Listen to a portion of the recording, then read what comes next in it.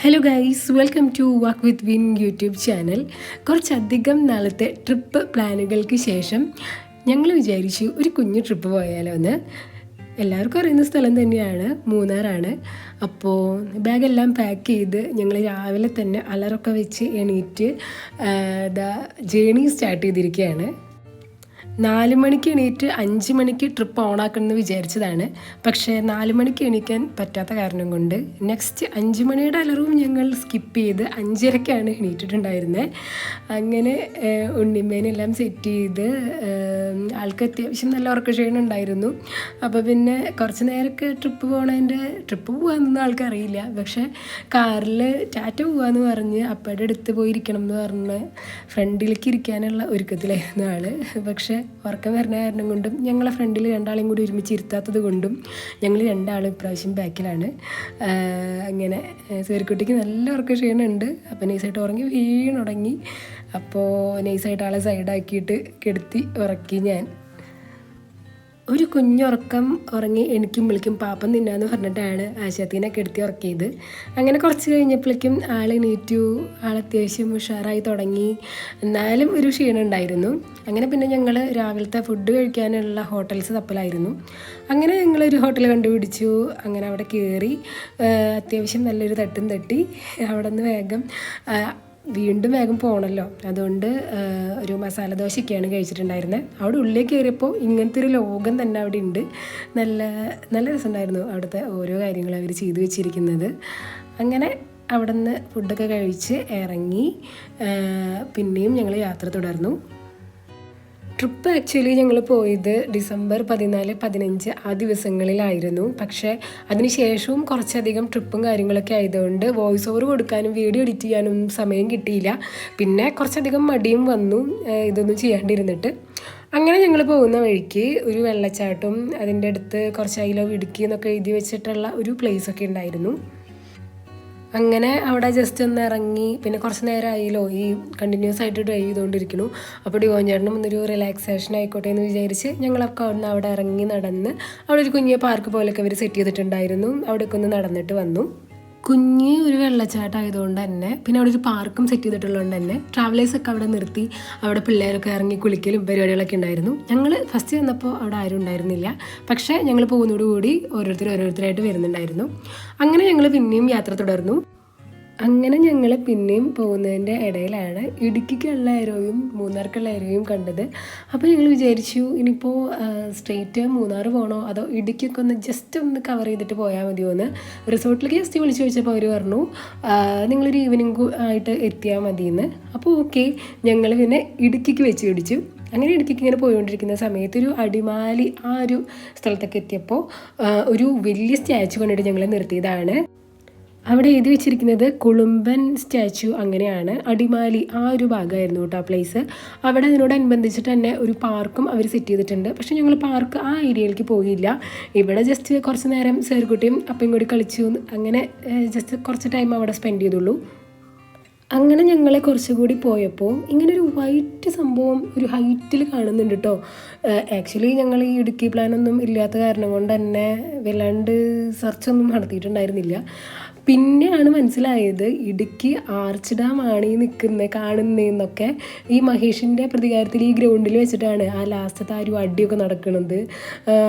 ഇത് കണ്ട് ആ ഗ്രൗണ്ടിൽ നിന്നിട്ട് ഇതിലേക്ക് വ്യൂ ഒരു രക്ഷയില്ലാത്ത വ്യൂ ആണ് കേട്ടോ. ശരിക്കും ഒരു അടിപൊളി എന്ന് വേണം പറയാനായിട്ട്. എനിക്ക് ഭയങ്കര ഇഷ്ടമായി കാണാനായിട്ട്. അതൊരു നല്ല വ്യൂ ആയിരുന്നു. ഗ്രൗണ്ടിൽ നിന്നപ്പോൾ പിന്നെ എന്തായാലും ആർച്ച് ഡാമിൻ്റെ ആ മുകൾ ഭാഗം വരെ ഒന്ന് പോയി നോക്കാമെന്ന് പറഞ്ഞിട്ട് അവിടെയൊക്കെ ഒന്ന് ഞങ്ങൾ ജസ്റ്റ് കണ്ടിട്ട് വന്നു. അവിടെ നിന്ന് താഴത്തേക്ക് നോക്കിയപ്പോൾ കുറേ ഇങ്ങനെ കുഞ്ഞു കുഞ്ഞു വീടുകളും അങ്ങനെ അടുക്കി വെച്ചിരിക്കുന്ന കുറച്ച് വീടുകൾ പുറത്തേക്ക് കണ്ടു.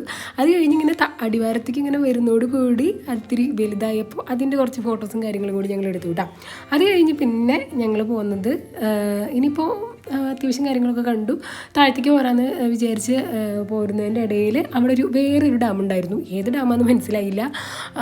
പക്ഷേ നല്ലൊരു ഡാമായിരുന്നു. അതിൻ്റെ ഇങ്ങനെ ഒഴുകി വരുന്ന പാറക്കൂട്ടങ്ങളും കാര്യങ്ങളും ഒക്കെ കാണാനായിട്ട് നല്ല നൈസൊരു വൈബായിരുന്നു.